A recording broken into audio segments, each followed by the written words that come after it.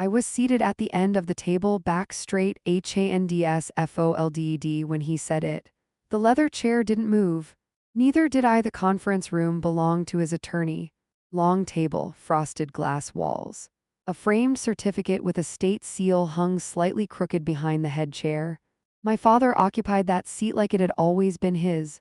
Two partners from the firm sat to his right. A junior associate took notes to his left. My brother stood near the window, arms crossed, already smiling.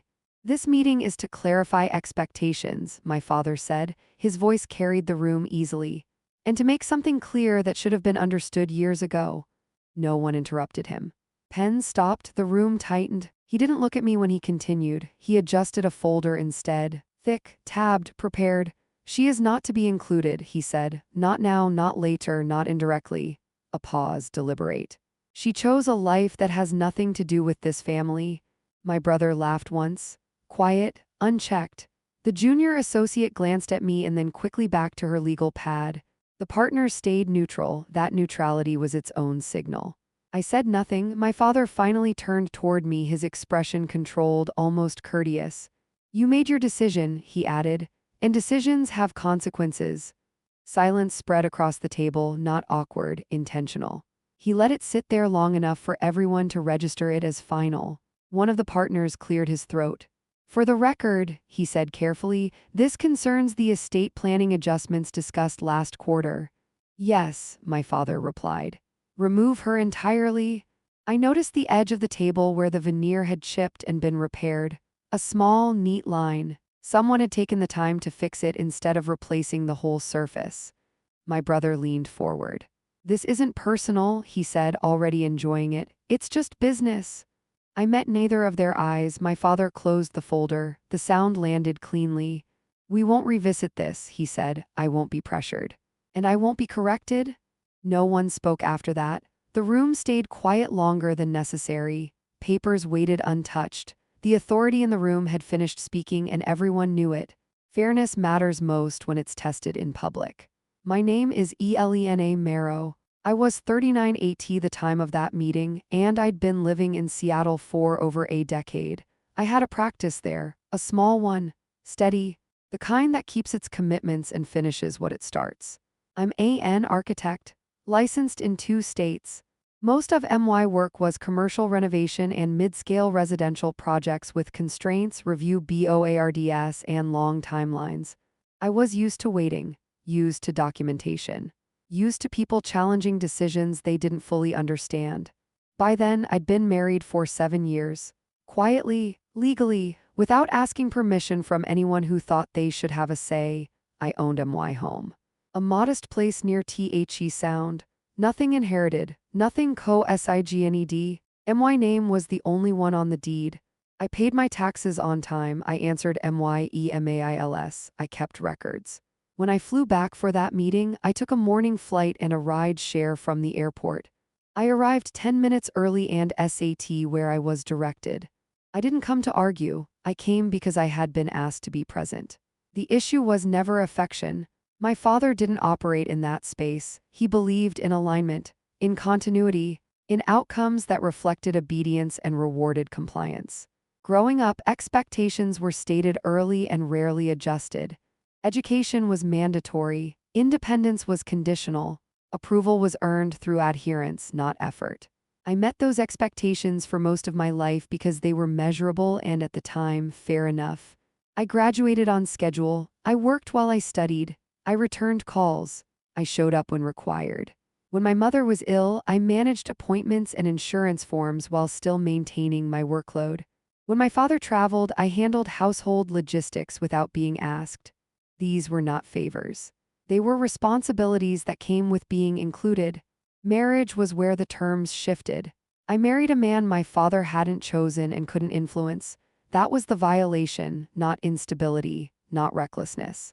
My husband had steady employment, no debt beyond a mortgage, and no interest in my family's name or resources. That absence of dependence was, in itself, unacceptable. The response wasn't immediate. There were conversations, delays. Polite pauses framed as concern, then the boundaries tightened. Invitations became conditional, updates were filtered. Eventually, decisions were made without me than about me. I didn't contest it. I continued my work. I stayed where I was. I didn't ask for reconsideration or clarification. When terms change unilaterally, negotiation is no longer productive. This wasn't a moment. It was a pattern. By the time of the meeting at the firm, the exclusion had already been practiced in smaller ways: emails unanswered, documents shared selectively, assumptions made without my input. The public removal was simply the formal version. What mattered wasn't the inheritance. It was the assertion that contribution only counts if it's accompanied by submission. Fairness isn't sentimental, it's structural. When obligations are met and agreements are honored, removal without cause isn't discipline, it's breach. I understood that clearly before I ever sat down at that table. I didn't leave after that meeting and change course. Nothing in my daily life required adjustment. My work continued. Projects moved from schematic design to permitting to construction. Clients paid on schedule. Inspectors signed off. Buildings stood. I had learned early that consistency compounds. You don't announce it, you let it accumulate. After graduate school, I joined a regional firm and stayed long enough to understand how decisions actually moved, who reviewed them, who delayed them, and who quietly approved them once the noise passed. When I opened my own practice, I did it with saved capital and a small line of credit secured against future receivables. No partners, no family involvement. The structure was deliberate. There were years when my father and I spoke only in updates. Birthdays acknowledged. Holidays noted, sometimes attended, sometimes not. When I was present, I was useful. I reviewed documents. I offered recommendations that were accepted without attribution. I solved problems quickly and without comment. I kept copies of everything: emails, meeting summaries, drafts with tracked changes. Not because I expected conflict, but because records prevent misunderstandings later. Architects are trained to assume that what isn't documented will be disputed. In my third year on my own, I was invited to consult on a redevelopment project tied to a limited liability holding company. The work itself was routine zoning analysis, structural constraints, cost phasing. What mattered was the structure behind it. Ownership was layered, authority was precise, liability was contained. It was efficient. I remembered it. Over time, my practice began to attract clients with similar needs: older properties, families restructuring assets, businesses transitioning control. I became fluent in the language of long-term planning, trusts, contingencies, succession frameworks. I didn't provide legal advice. I worked alongside people who did. I listened. There were offers to return home, not invitations, offers. Each came with conditions attached, adjustments requested, apologies implied but never spoken. I declined them without explanation. Silence in those moments wasn't avoidance, it was placement. During this period, my father began consolidating assets. Properties were appraised, holdings were reviewed, advisors changed. I wasn't included in those discussions, but I didn't need to be. Public filings are accessible. Patterns are visible if you know where to look. I noticed which properties were retained and which were marked for eventual sale. I noted the timelines. I recognized the leverage points because they followed the same logic I used professionally: reduce exposure, simplify control, prepare for transition. At no point did I interfere. I didn't warn him. I didn't signal awareness. I continued to operate as expected: professionally distant, structurally irrelevant. Restraint isn't passivity when it's informed.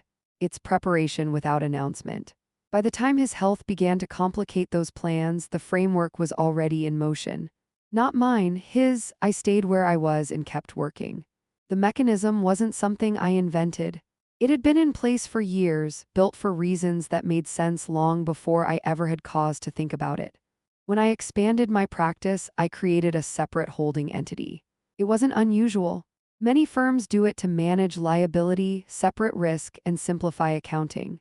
The entity existed to acquire and hold property connected to long-term projects: office space, partial interests in redevelopments, temporary assets meant to be stabilized and transferred later.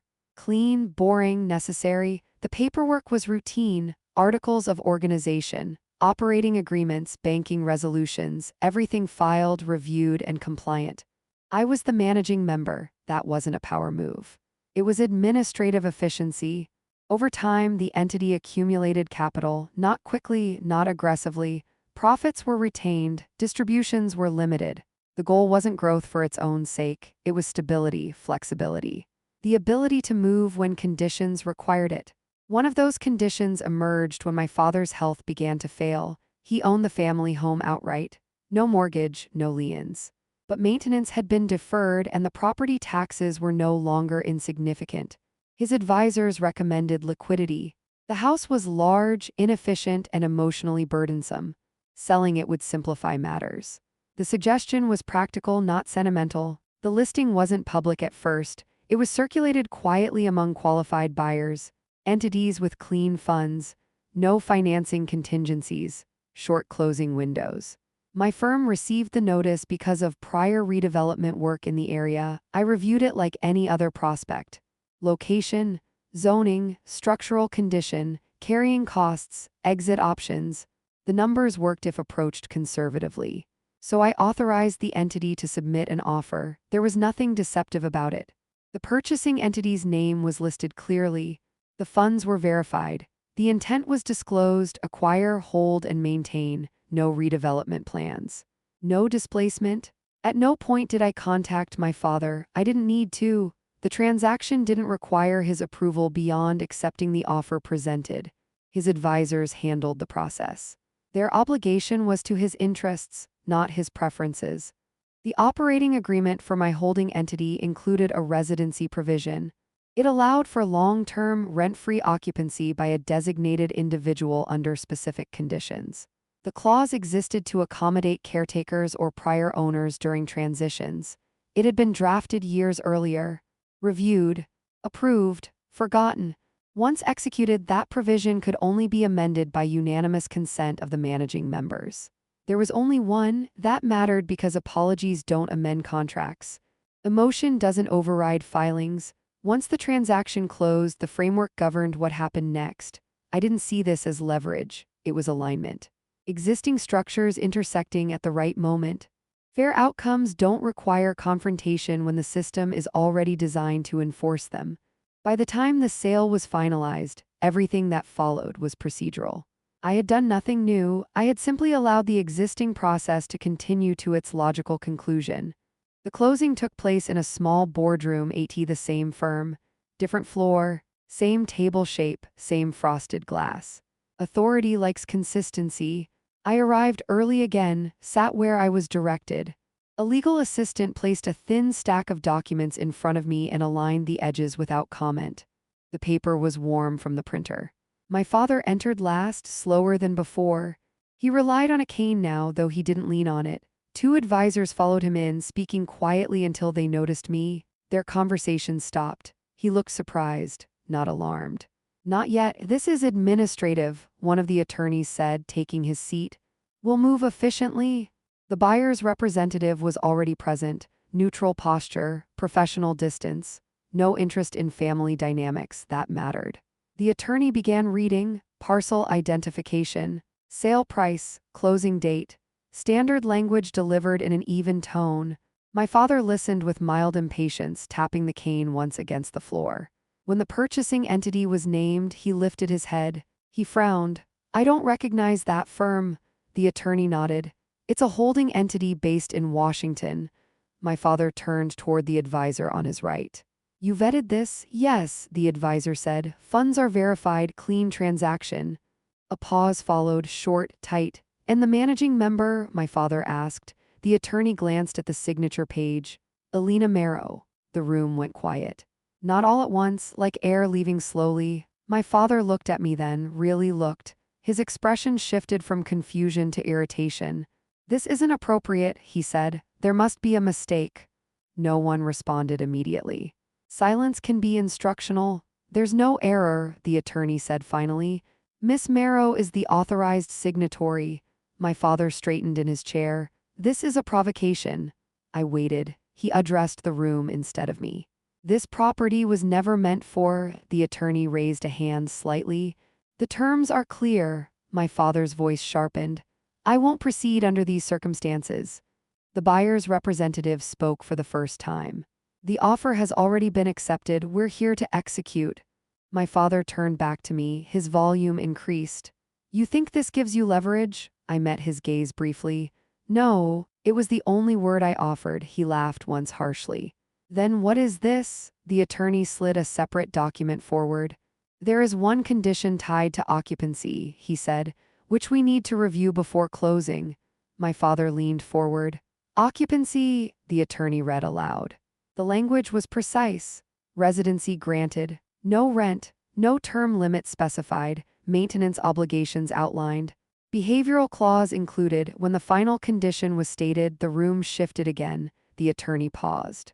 The occupant must acknowledge the owner by their legal name in all written and verbal correspondence related to the property.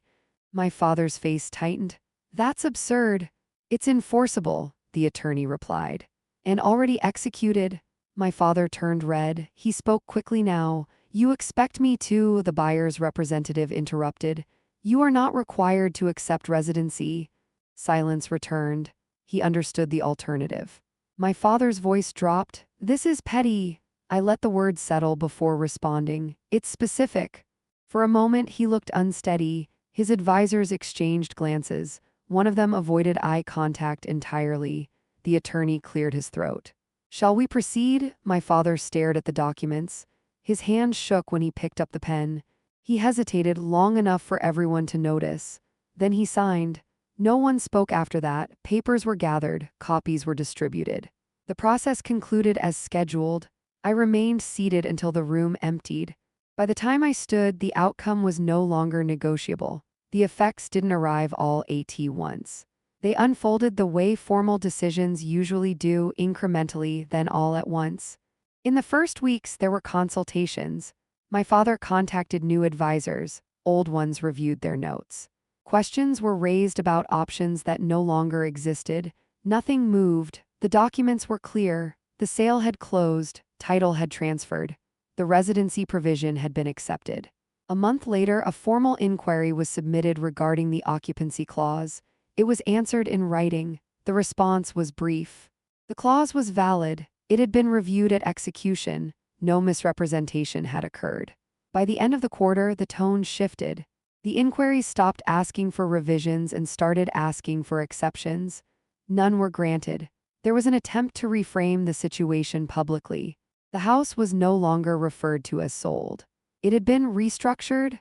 That language didn't hold. Records are stubborn.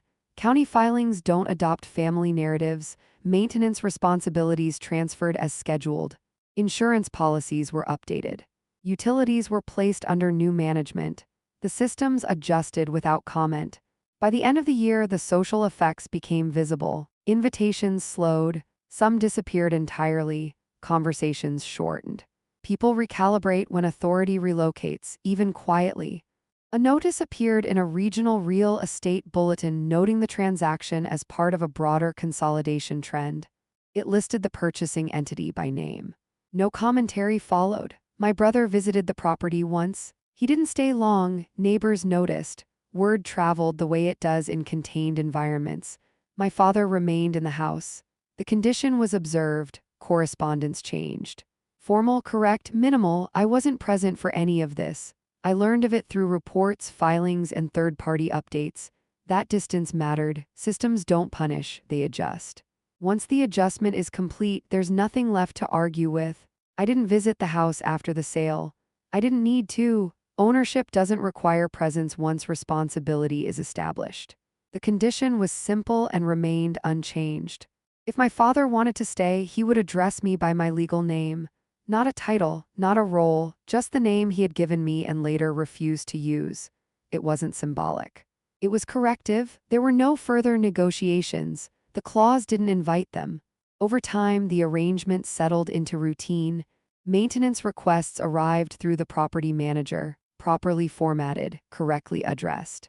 The name appeared where it hadn't before, consistently, without commentary. That was enough. I didn't experience satisfaction in the way people expect. There was no release, no surge. What I noticed instead was the absence of friction. Things aligned. Communication became clean, boundaries held without reinforcement. Justice doesn't always announce itself. Sometimes it functions the way it was designed to, quietly, impersonally, and without the need for validation. I continued my work, took on new projects, expanded the practice slightly, not in size but in scope, the kind of growth that doesn't require attention. My father remained where he was, safe, housed, provided for under terms he had formally accepted. The system honored him to the extent that he honored it in return. That was the balance restored. Some distances don't need to be crossed again once they've been properly measured.